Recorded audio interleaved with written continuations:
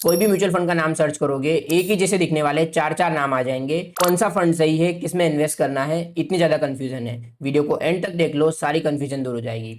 इसको समझने के लिए हमें म्यूचुअल फंड की स्कीम के नाम को चार पार्ट में डिवाइड करना पड़ेगा। हम एग्जांपल लेते हैं Parag Parikh flexi cap fund direct growth का। अब यहाँ पे स्कीम के नाम के स्टार्ट में जो पराग परिक लिखा है वो है एएमसी का नाम। एएमसी का मतलब असेट मैनेजमेंट कंपनी, जो आपके बिहाफ पे पैसा इन्वेस्ट कर रही है। इसको म्यूचुअल फंड कंपनी भी कहा जाता है। एएमसी के नाम के बाद फंड कैटेगरी लिखी रहती है। जैसे यहाँ पे लिखा है फ्लेक्सी कैप फंड, मतलब ये इंडिया की लार्ज कैप, मिड कैप और स्मॉल कैप कंपनीज में इन्वेस्ट करती है। इस तरह की कई सारी कैटेगरीज होती है। पूरी लिस्ट मैंने यहाँ पे अटैच कर दी है, स्क्रीनशॉट कर लेना, बाद में काम आएगी।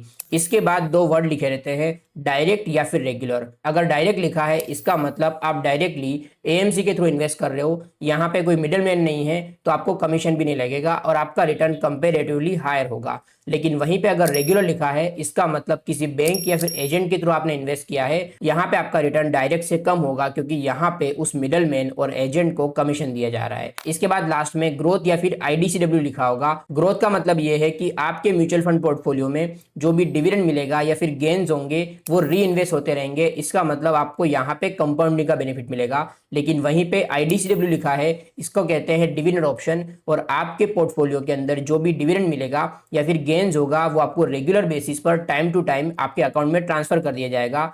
जिन लोगों को रेगुलर इनकम चाहिए उन लोगों को ये ऑप्शन चूज करना चाहिए। लेकिन यहाँ पे कंपाउंडिंग का बेनिफिट जो ग्रोथ ऑप्शन में मिलता है वो नहीं मिलता। आई एम श्योर आपकी सारी की सारी कंफ्यूजन दूर हो गई होगी। अगर आपको इस वीडियो से हेल्प मिली है तो वीडियो को लाइक जरूर कर देना और कमेंट करके जरूर बताना कि आप कौन सा ऑप्शन चूज करोगे।